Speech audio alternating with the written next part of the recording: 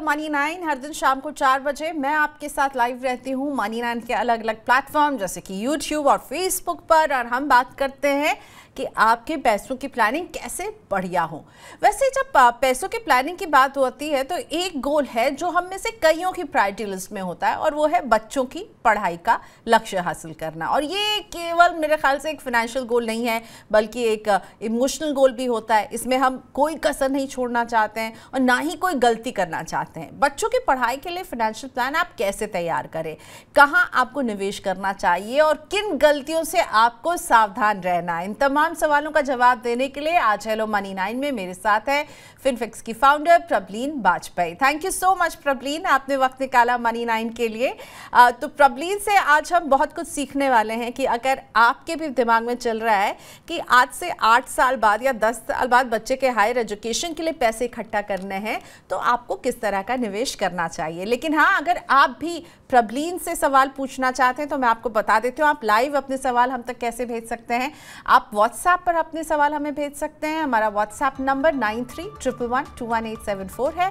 आप हमें ईमेल कर सकते हैं money9query@tv9.com पर, ट्विटर पर, फेसबुक पर और यूट्यूब के राइट हैंड में आपको एक टॉप चैट करके बॉक्स नजर आ रहा होगा, इसमें भी आप अपने सवाल पूछ सकते हैं। तो प्रबलीन मेरे साथ जुड़ी हुई हैं। आप अपने सवाल को जितने क्लैरिटी से लिखेंगे उतने क्लैरिटी से प्रबलीन उन्हें समझकर जवाब दे पाएंगी। हाँ, अगर बहुत ही स्पेसिफिक आप म्यूचुअल फंड का कोई ऐसा सवाल पूछेंगे जिस पर प्रबलीन के पास ज्यादा जानकारी नहीं होगी तो मैं पहले ही बता देती हूँ, हम बाद में आपको ये जवाब देंगे। आज प्रबलीन आप जितनी इंफॉर्मेशन देंगे उसके आधार पर जो जवाब दे सकती हैं वो जरूर आपको देंगी। सो Prableen, welcome to money 9 once again.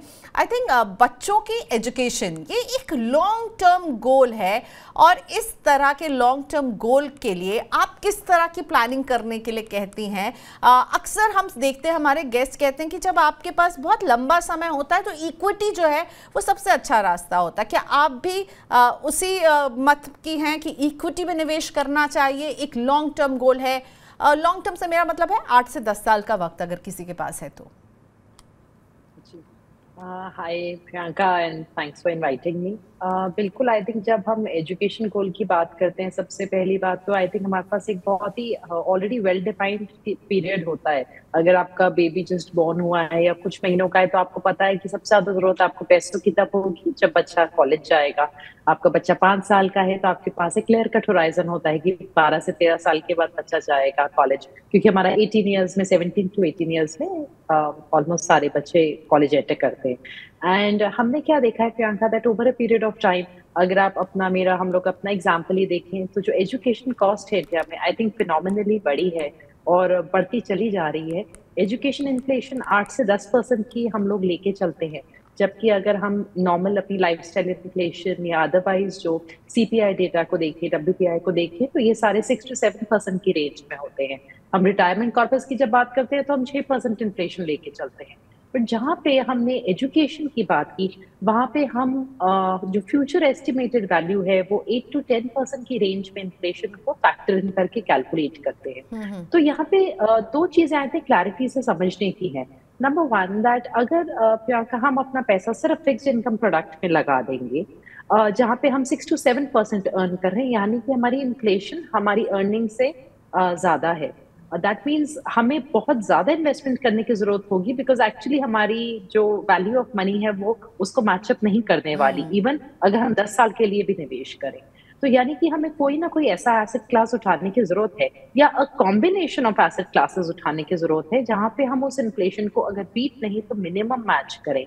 यानी कि अगर एजुकेशन इन्फ्लेशन हम 8 से 10% लेके चल रहे हैं तो कहीं ना कहीं हमारा लक्ष्य होना चाहिए कि जो भी हम पोर्टफोलियो बनाएं, चाहे वो फिक्स्ड इनकम और इक्विटी का मिक्स्ड हो, depending on your own risk appetite और आपका जो टाइम होराइजन है, या फिर आपकी जो प्रेफरेंसेस के चलते, पर कम से कम हमारा जो पोर्टफोलियो रिटर्न है लगभग 10 to 11% का तो होना ही चाहिए, ताकि हम कुछ इजाफा कर रहे हैं अपने पैसे में। अदरवाइज हम इतना लंबा इन्वेस्ट करके भी जस्ट बेयरली अपनी परचेजिंग पावर को ही मैच करने वाले हैं उस टाइम पे एजुकेशन के लिए, तो डेफिनेटली इक्विटी एक प्रेफर्ड एसेट क्लास ऐसे में निकल के आती है। राइट तो बिल्कुल सही कहा आपने प्रॉब्लम कि हमें वो इन्फ्लेशन बीटिंग रिटर्न पर फोकस अगर करना है तो इक्विटी, मुझे लगता है सारे एक्सपर्ट्स आपको ये जवाब देंगे।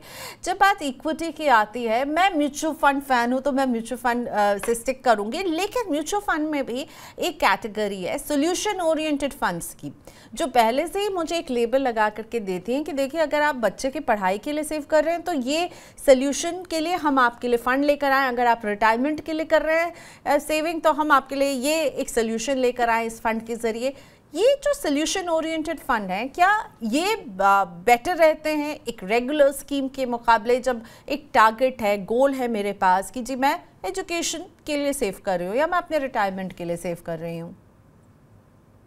प्रियंका, पहले एजुकेशन को उठा लेते हैं तो डेफिनेटली हमारे पास सोल्यूशन ओरिएंटेड फंड्स हैं जिनके नाम में ही ऑलरेडी चिल्ड्रंस फंड एंड ऐसी चीजें जुड़ जाती हैं। तो मेरे ख्याल से जो सबसे बड़ा एडवांटेज होता है, पहले मैं थोड़े से आपको एडवांटेजेस गिनाती हूँ, वो ये होता है कि कहीं ना कहीं एज अ पेरेंट आपके माइंड में बहुत क्लैरिटी आ जाती है कि ये फंड या ये स्कीम हमारे बच्चे के लिए है और हमने उनके लिए निवेश किया है, बच्चे के नाम पे इन्वेस्टमेंट्स होते हैं।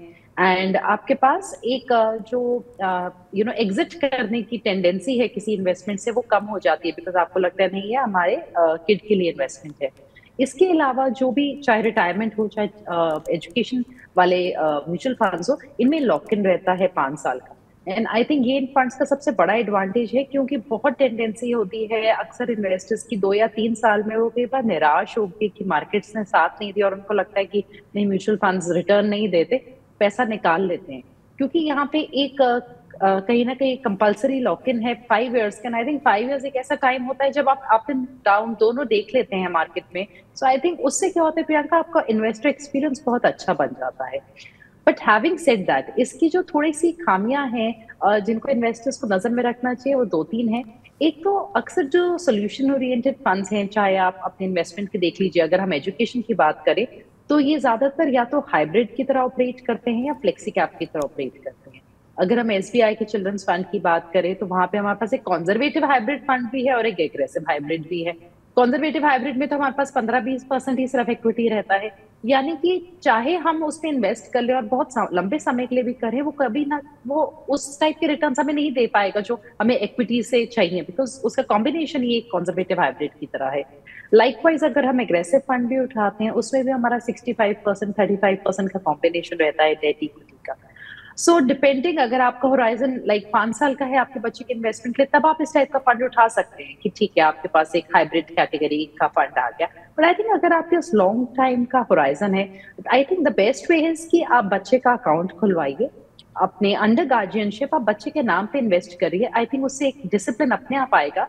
And I think normal open ended mutual funds के थ्रू आप इन्वेस्टमेंट करिए, सो दैट आप अपने हिसाब से पिक कर सकते हैं, कॉम्बिनेशन बना सकते हैं पोर्टफोलियो का डिफरेंट स्कीम्स का। So I think that is better.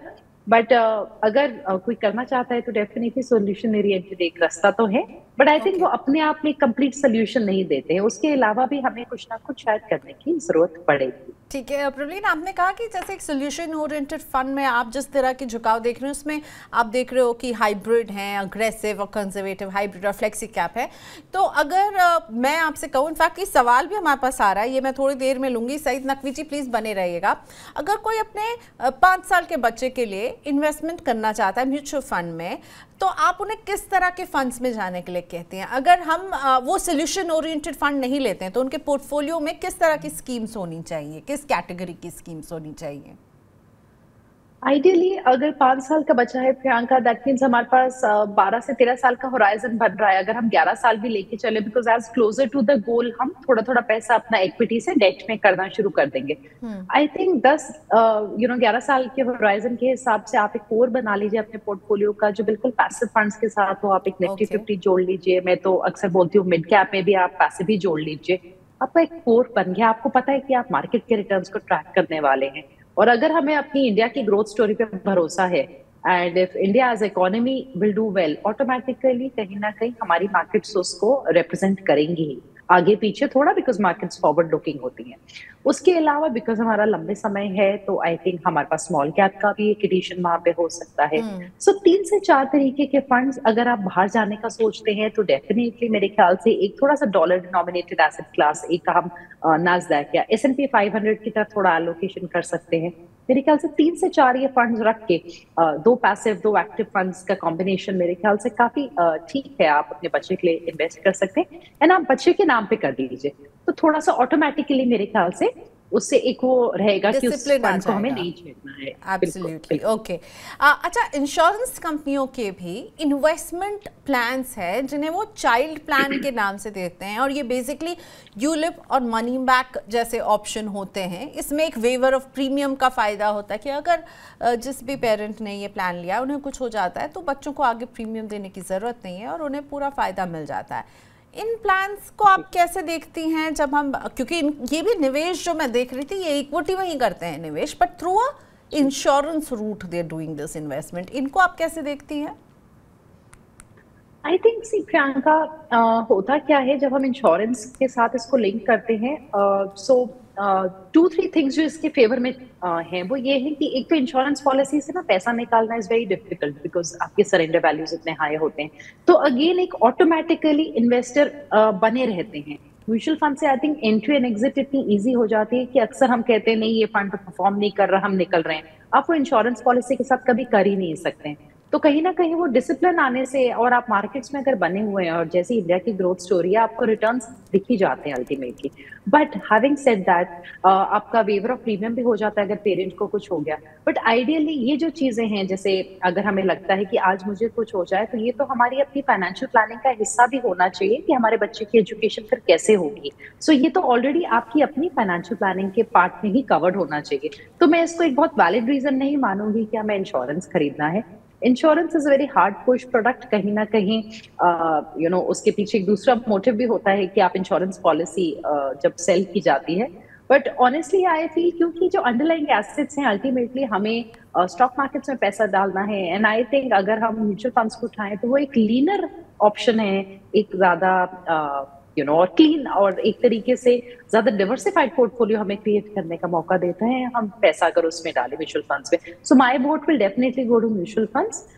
उसके अलावा एक और चीज जो यहाँ समझने की है कि हम क्या एक ही पॉलिसी के जरिए अपनी पूरी, सपोज करिए आज मेरे बच्चे को 30 लाख मुझे लगता है कि उसकी एजुकेशन पे लगेगा, वही पैसा अगर हम 15 साल बाद हमें चाहिए होगा तो 8% की इन्फ्लेशन पे भी प्रियंका वो करीबन 90-95 लाख की रिक्वायरमेंट हो जाएगी। तो आप क्या उस इंश्योरेंस पॉलिसी के थ्रू पूरा 1 करोड़ कल को जमा करने वाले हैं? कई बार हम पॉलिसी ले लेते हैं कि हम 50,000 का प्रीमियम कर दिया, पर क्या वो सफिशिएंट रहेगी? उस चीज को भी चेक करना उतना जरूरी है। So I feel mutual funds for retail investors are quite an ideal option. Okay चलिए, तो जो बात मैं प्रबलीन से सीखी हूँ अभी इस बातचीत के दौरान, सबसे पहले तो आपको इन्फ्लेशन को फैक्टर इन करना है। दूसरी बात आप ये देखिए कि ये पैसा आप जिस समय आपको मिलेगा, क्या वो उस समय कॉस्ट, और अगेन इन्फ्लेशन की बात आ जाती है, क्या वो सफिशिएंट होगा या नहीं होगा। और ऐसे प्लान्स लीजिए, ऐसी जगह निवेश होना चाहिए जहां आपको एक इजी एग्जिट भी मिल जाए, आपको लंबा इंतज़ार नहीं करना पड़े।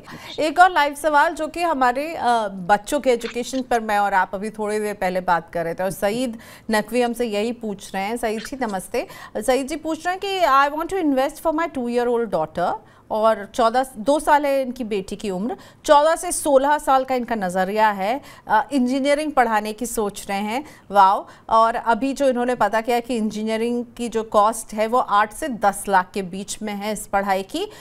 तो 15 साल के बाद इसकी कॉस्ट कितनी बढ़ सकती है और इन्हें कितना इन्वेस्ट करना चाहिए इस यहाँ तक पहुँचने के लिए? 14 से 16 साल का समय तो अभी इनके हाथ में है। प्रबलीन, आप इनके लिए कुछ पोर्टफोलियो सजेस्ट कर पाएंगे? आपने शुरुआत में हमें कुछ बताया है, पर मुझे लगता है फॉर हिज बेनिफिट कितना जमा करना चाहिए इनको? जी, मैंने एक 30 लाख का कैलकुलेशन करके रखा था, तो उसको वो थोड़ा सा एडजस्ट कर सकते हैं प्रियंका। 30 लाख अगर आज हमें चाहिए, अगर हम मान के चलें कि 7.5 लाख सालाना खर्चा है, तो 4 साल में आपका 30 लाख हो जाएगा। तो 15 साल बाद यही रिक्वायरमेंट अबाउट 98 लाख बन जाती है, ऑलमोस्ट 1 करोड़। और ये 8% के इन्फ्लेशन पे है। सो विच आई फील मतलब डेफिनेटली उनको एक 8 to 10% को पहले तो इन्फ्लेशन को फैक्टर इन करके चलना ही है। अगर हम इस 30 को अभी डिवाइड कर लें, 15 लाख मान लें कि आज उनको चाहिए, तो भी उनको करीबन उस टाइम पे रिक्वायरमेंट काफी ज्यादा होगी विद इन्फ्लेशन। जो रिटर्न्स हम देख रहे हैं वो हमें इक्विटी ओरिएंटेड स्कीम से ही मिल पाएंगे। एक फिक्स्ड इनकम पोर्टफोलियो रखने में कोई बुराई नहीं है प्रियंका, वेयर चाहे तो बच्चे का एक पीपीएफ या सुकन्या समृद्धि खोल सकते हैं, बट जो उनका मेजॉरिटी कॉर्पस है आई फील वो इक्विटी ओरिएंटेड स्कीम्स में ही जाना चाहिए। That is the only way कि हम इन्फ्लेशन को फाइट कर सके। और हम सारे I think as a middle class Indian person हमारा जो रिक्वायरमेंट है एजुकेशन, वो एक बहुत बड़ा गोल होता है बच्चों को पढ़ाना। So definitely I feel equity allocation लें और पैसिव फंड 2 जोड़ लें, एक लार्ज कैप और एक मिड कैप। उसके साथ अगर थोड़ा रिस्क ले सकते हैं तो एक स्मॉल कैप फंड जोड़ लें। रिस्क थोड़ा कम लेना चाहते हैं तो एक मल्टी कैप फंड जोड़ लें, जिसमें उनको थोड़ा लार्ज, मिड और स्मॉल कैप का एक्टिव एक्सपोजर मिल जाएगा, और 2 पैसिव फंड्स के थ्रू उनका एक थोड़ा सा जो कोर है वो पोर्टफोलियो क्रिएट हो जाएगा। ठीक है, ओके। सो एक पीपीएफ और एसएसवाई जैसी स्कीम भी आपके पोर्टफोलियो में हो सकती है, सही जी, लेकिन इसके अलावा पैसिव फंड रखें, लार्ज कैप रखें, स्मॉल कैप भी आप रख सकते हैं, या फिर एक मल्टी कैप भी जोड़ा जा सकता है। तो ये सारे तो नहीं होंगे इनके लिए, राइट? इतने सारे तो नहीं ना। इनमें से अगर मैं कहूँ कि एक पैसिव फंड और एक लार्ज कैप और एक स्मॉल कैप रख दें तो काफ़ी होगा, राइट? फिर मल्टी कैप की ज़रूरत नहीं है। नहीं प्रियंका, हम ऐसा कर सकते हैं कि हम जो कोर अपना बना रहे हैं वो हम एक निफ्टी 50 से बना लें, उसके साथ हम एक निफ्टी मिड कैप 150 जोड़ दें। ओके। तो हमने 2 ले लिए पैसिव फंड्स, एक हमें लार्ज कैप का एक्सपोजर दे रहा है, एक मिड कैप का। अब उसके जो बियॉन्ड है, पैसिव्स की अपनी कुछ थोड़ी सी कमियां होती है कि वो एक अंडर वैल्यूड स्टॉक्स को नहीं पिक कर पाता है। उसको पकड़ने के लिए हम एक मल्टी कैप जोड़ सकते हैं जो चुनिंदा कुछ लार्ज, मिड और स्मॉल कैप्स का हमें एक्सपोजर देगा। और अगर हम मल्टी कैप नहीं जोड़ना चाहते और उनका रिस्क एपेटाइट हाई है तो एक प्योर स्मॉल कैप जोड़ ले। तो 2 पैसिव फंड्स लार्ज और मिड का एक्सपोजर दे देंगे और तीसरा इनका फंड इनको स्मॉल कैप का एक्सपोजर दे देगा। ठीक है, सही जी। आपके लिए बहुत अच्छा सा पोर्टफोलियो, किस तरह के आपको स्कीम्स चुनने चाहिए, प्रबलीन ने बताया है। I hope it helps you और आप अपनी बेटी को जरूर इंजीनियर बना सकें।